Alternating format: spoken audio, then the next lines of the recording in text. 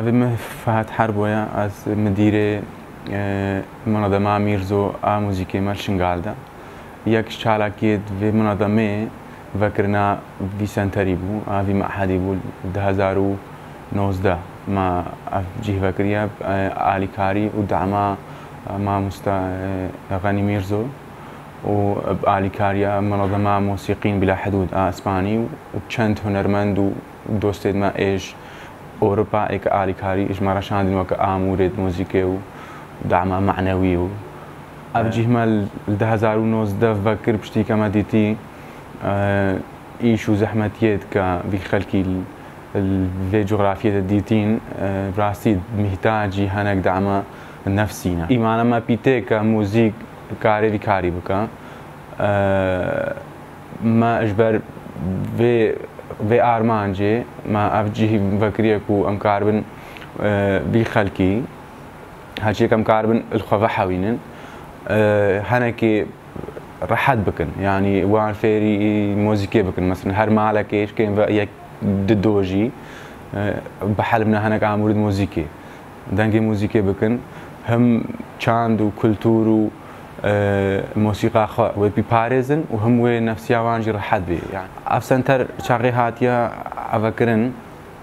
ازيبتني بمراستي وي شاغي بري فكرناوي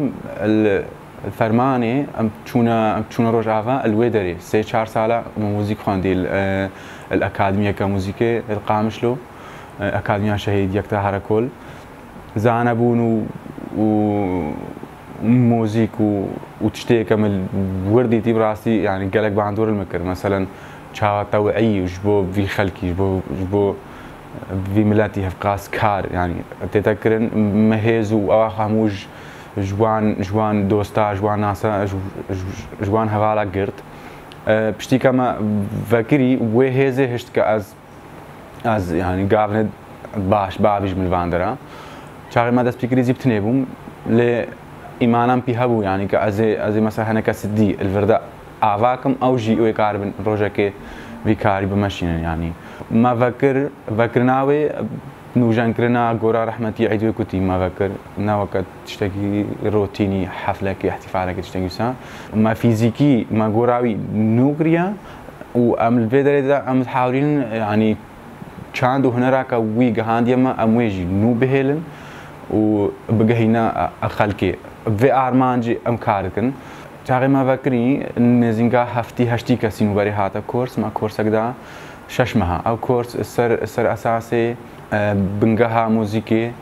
اساسيات موزيكي چاوا يكاري خو بحل من السر اساسي اكاديمي نوتا مساله سولفيج ما بيدانا فيم كرن نوتا چاتينا خوندن چاتينا ليدان سر اموركي ما نزينگا ششمها او كورس ما بردوام كر جوان كسا 15 كس سركتن يقدر بكش جوان كسان هو الفيدري ما مستينا درسادن الدورة كورسات دي طبعا اف كورسات ك اسقالتكم ايج 15 سالي وسرينا ليه ايج روجاك هاديه فكرندا هاتان هو بردوامي جبو زاروكا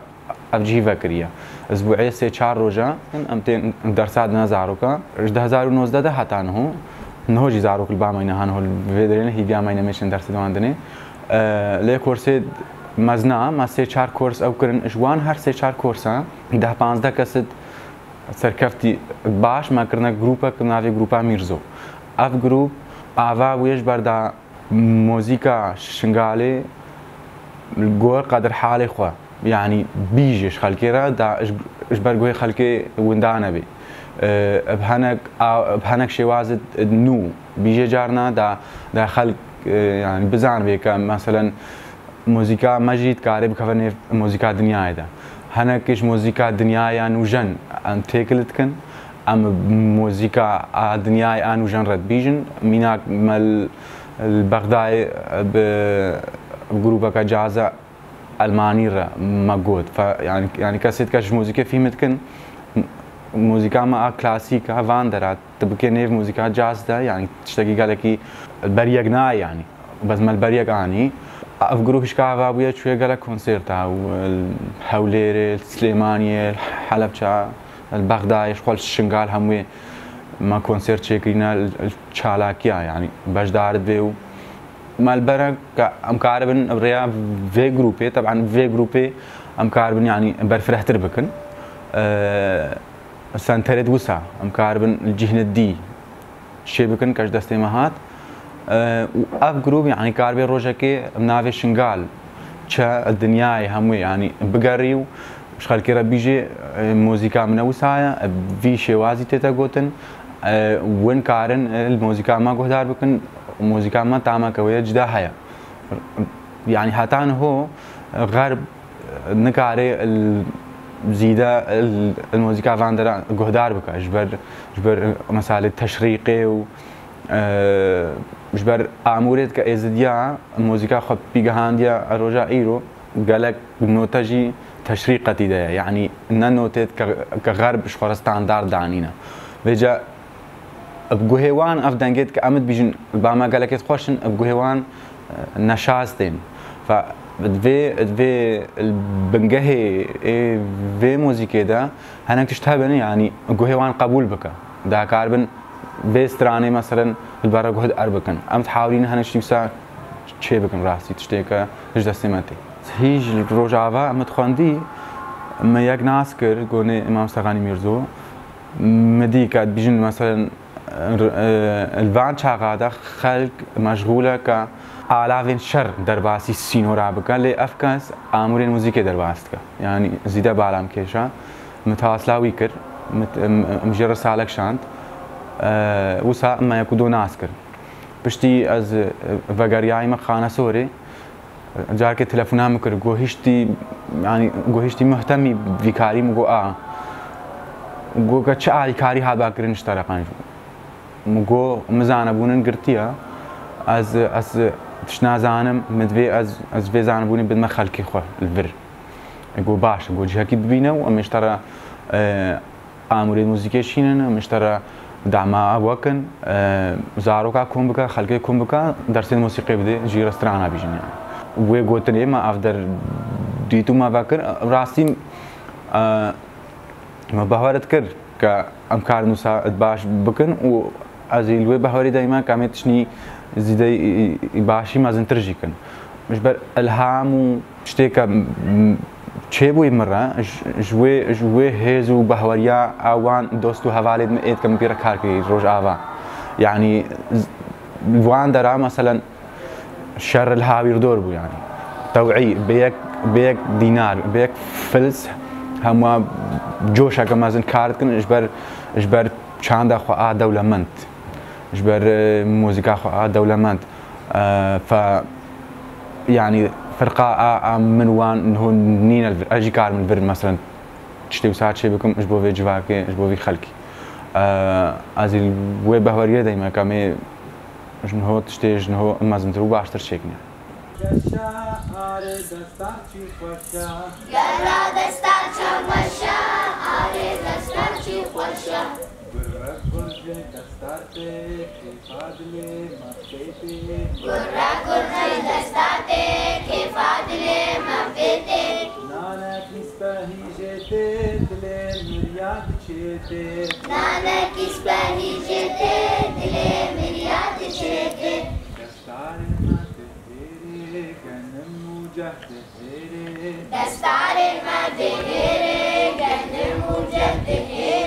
اف جروب شاغت شيبوي ما حاولان ديك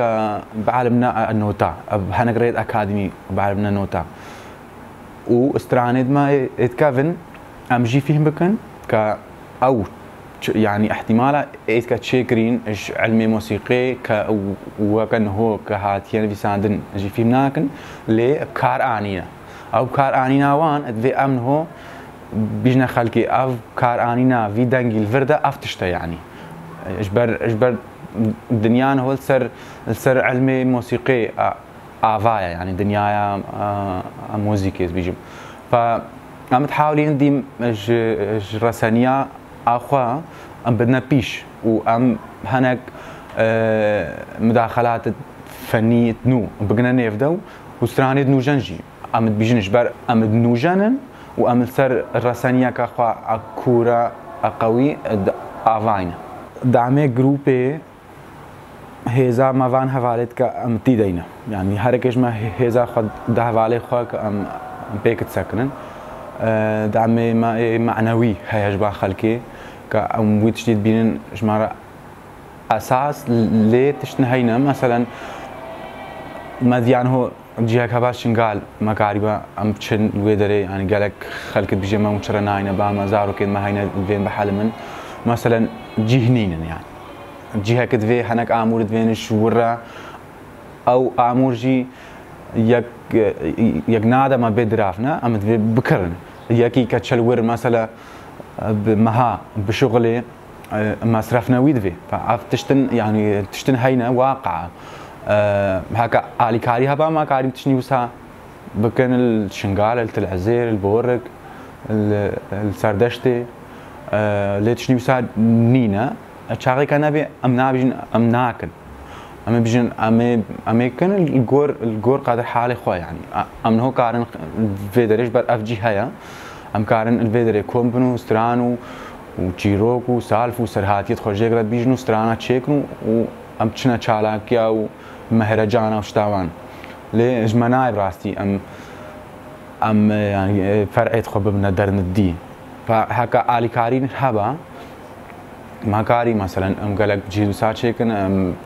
چند هر جهه کی کسان ترکی وسا لی هبه يعني هيفيت افاكرنا هناك ما مستد موزيكال وي گوندي دا تشيد بن يعني ف يعني كما مستقد دو الگوندگی دا تشيبون او شكين ودها يعني ودها فيركن او هر ده حركه و هوالكي خو عالمينه او جروبك او گوندي تشيب يعني جروبا وي گوندي و ايشو ازارد وي گوندي بيجش خلكيرا ايشو ازارد وي گوندي و بنا ديرو كا وي گوندي ف يعني تشتكي زي مهمة براسي وام قالك تحاولين ام بيجنا خلقي قامت بيجنا هوالا دوستان ناسا ل اكيما براسي قالك اكيما تشتكي سا ناي تكرن كهاد باكرن باجبو كان هذا كرن جيت حتام كارن ام وقوتي طاقه خو لي مصرف كنش بر چاند و موزيكا ازديا هجا حكت عمري خو مصر بدي زارو نهر ايت هنجينا بس مثلا هنك جين هو هنا النيف ده شهنجي دتين يعني هنك جيش ايت شكافن دتين جانت كنا نيف جروب عمزناجي ده يعني بجبر فري قاعبونا فري يعني دنجي وانشي ويا سترانات بيجن يعني هر فترة كي هنك زارو نو تينا باما جبر مال نو تين هنك مثلا هنك جبرت شنا درنا يعني نهو نزینگاس سیچه لکی الفرام مثلا جارنا 10 جيتين جارنا 15 جيتين جارنا رينين الفيدري ام نابش ون اجباري بين في شاغي نا نقول كيف اخوتين مثلا يعني كيف وان هاتي وين هاجي روجاك هاتن وخفيري تشنينوكن وروجت كان هاتن جي ام جبري بكاسيناكن يعني نوكا ونظامي مثلا مدرسه الفيت بي اجباري يعني نظامي كمدفي بالنزاروا او دفي او كيفاوي جربي هذاك بي ناس جبري بي بكم يعني نوا كبيجم حاجه انها ازيت غايبكم ياتنا حلم يانزش نا الماجد حلم نتشتا شارع يجي حلم نتشتا هانفر في شاغك هانفر او بكيفا خوش اشقا خو بيتا فيدري ناس جبرك بي بكم بيجن هوش كيفا خوش اشقا خو هان هوسي تشيلك الفرا يعني اسبوعي نصير روجاتين فتره مدرسه جانا مدرسه جبر امتحانه وتشتاوان ام بجنتين نون حتى امتحانات وخلاص نبن انه دسيرو جد زارو كهينا دسيرو جد مازنا هينا ساعتين زاروكا وما تفيد عن السبهيبن جبر السبهي زاروك نشتن دازوش خورابن جي دانا حلمنا بمين الخود هاتا سعد داو يانز دوان وإيد مزنا زيادة رياوان داني فاري جبر هنك جيش جدورتين مثلا هنك جيش بكراتين أباما هنك جيش بوركتين هنك جيش كارسيتين هنك جيش شنغالتين رجع ايدوان زيادة داني فارين مالبر هايام كاري ما بردوان بي جبر بردوانيا في كاري يعني كومونا موزيك جنا ليك هاي ناجيها كيش جزارو كارا شخورتارا شكاشكارا كد تيدا بجهنا كودانجي موزيكي بكونوا و بموزيكي بفكرن موزيكي بيجن موزيكي روحي خبي داغرن اف يعني بردوامي اجي هكي وسع مرة ارمانجا كبردوام ما و كونسرت مازن الشنغال شبن نافي الشنغال و كونسرت مازن جدرفي شنغال شبن جدرفي عراقي شبن و استرانيد ما ايد كافن ايد كا برمرنن و نوبن و انا كليب كرن و انا نوجان كرن استرانيد ما ايد في الجلور و انا نوتا كرن و بنا بلغا و بنا كتابو انا بلاكرن الدنيا هيدا سپاس از سپاسیاواتكم كون هذا فيديو قلت نامنا تاليز بجمع هر كسي موزيك نعمل كي كسية حقي هر كسية كاري موزيكي بكو هر كسك برهمكي وي هايد هندري بيدا هلبستك جيروكك قوتنك هونادنك هفوك كي كاربت شخارة تشتي خبنا بيسي بيجي بدا هنكت يعني بهورياي بي هيا او كاربي يعني برهمكي جيدارينش بر هر يكش ما جيروكك از بيجمع هر كسي قوي خبنا خوا قوي خبنا جيروك وسالف وسرهاتي وسترانت خوا شي بخيرات ناوتكم وكا ما مستا فهد قلت من 2019 بيجي تشيبوش خو مسلاوي شورا قلت كاتشاوا تشيبو بري سليما فيدري هناك عاملة موزيك مزاني من اللي دابو يعني بشتينجي اف جي فابو اسعد ما باستاذ فهد كورسك مبر بشتوي كورسي اس بما مستال فيدري دا ما مستندا بس زاروكا اساسيات آلة موسيقي مدانا شباب مثلا يتمازن و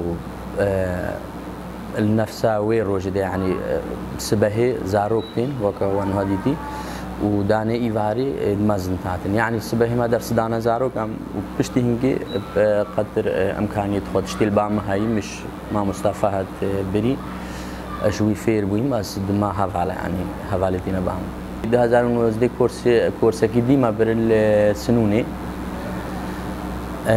وكم شوارا قلت اسبوع ما مستال فيدري ده بشتي هنجي كورس مال السنوني بر تشتي كم شوان القرتين مدان يعني هفاليت هاتنا باما شامو قندال هاتنا باما ما درس دانيتي و ما تشوف هناك دورة دي برن الهولي روان هناك هنرمندا موسيقار رمز شغلين تشتي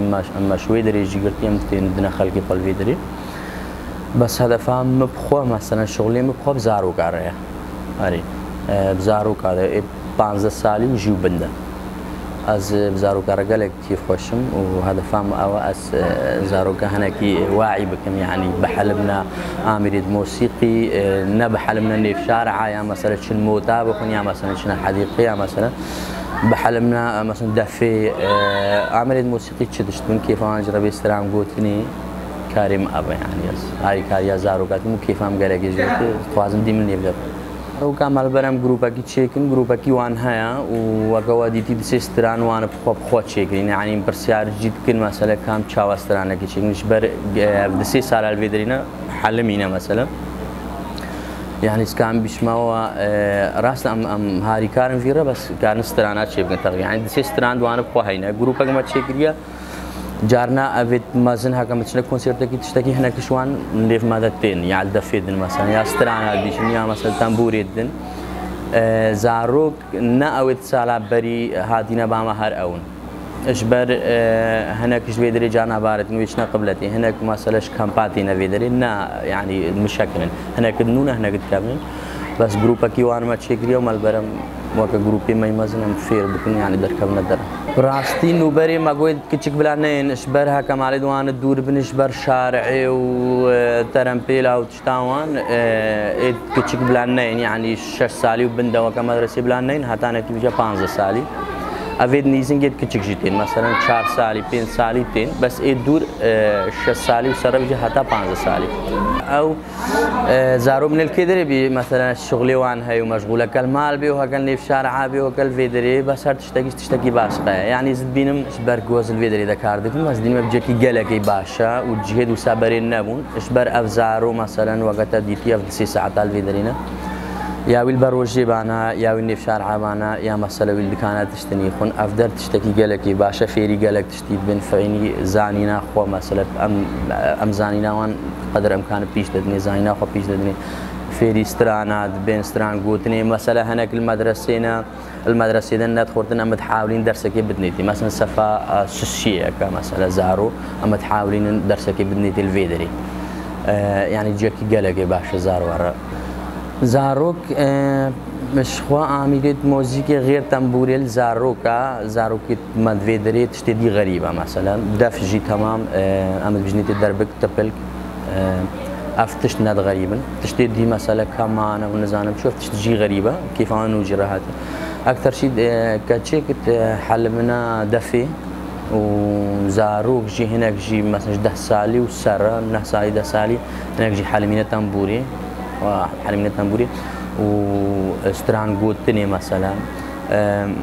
وقت دي تجارنا مثلا لعبنات كن يعني خدا خوش بيرها بكن ام دروني وقت جفاده كي متكنا قال مثلا فتش تجفيتي مثلا ما قالت دستار تشاوات شي ويا هر السر چاندو ثقافه دو تشتوي ما يبري موسيقى ما بري كفن ام جرت كنا قال اكيد باشترى مثلا هكا يوسع بما مستا مبرين هو مشتركوا قال كيف هم زارو قراتي نتش ما صاد ما بيدري بريس بما بيدريجي كيف هم قال لك زارو قراتي واف تقريبا يبونا 4 سال زي في ريما يعني از كارم بشمتا اسبوعي كسنا هاد مسبيريا وانتكم وكسنا هادم قال لك جناين شي اشبر وكوان قوتي 6 كوان جهه فتره كي ناي يعني تشونا شنقال وشغلي ويها يعني كسنا هادم قال لك جناين واجي اكسنا هادم قال لك عاجز بم اكيد ما مستحق بزارو كاري يتفاعل ب و في ريهاري كاربي زود حلم يعني زود فيري تشتاد بنو كيف انا جيوان رتي زودتين مثلا انه او قال لك دا خواز تكن امروج ندوان دي زيدا بكن بس بيجا كاري ما جهه 6 روجاتين و6 روجا امجي ورده كارتين يعني روج اكسترا حما والبيش همود تشتي وقت تينا فيدري ام تجي المدرسه ومش همود تشتي مهم ترك ويخبنا مدرسه خو يعني الفيدري ام تجيشني وكدو احترام اما اش همو وكقول ترانيد عربي فارسي مثلا اش همو بيكات رهايا كيف هانج عربي وانرت هاد نوبري وقتي هادنا فيدري استرانيد عربي تقولن مثلا استرانيد سوراني تقولن يعني نبز معني خو ام تحاولين يعني بترهنا كي منيزين كي خو بقن فلوري خو تشاندا خو مثلا ام فان بترفان سترانا دنيتي ودي قوتنا ما اكيد يعني جهد ساقلك باش نزارو قرا سي دارم هر كسكي كاربي زاروكي خو بشيني درجه وسا زاروكي خو بشيني كروده به هكا جهكي وسابخ بالخاص جهكي موسيقي اجبر موسيقى ومدرسه اكثر شيء بيك واغريدا موسيقى زاروك بالخاص زاروك نايمازنش همو تشتي دور ديتي يعني تحلمين يا موسيقى يعني وقت زمانك السلامه مثلا يعني كيفاوي شبالا ردي هوالا بخوات جري چاندا خوب خوات جري تشتين باش دور كبي اسي فيدار مثلا هادشي كاربي زاروكي خوب شينا جيكي وسا قالكي باش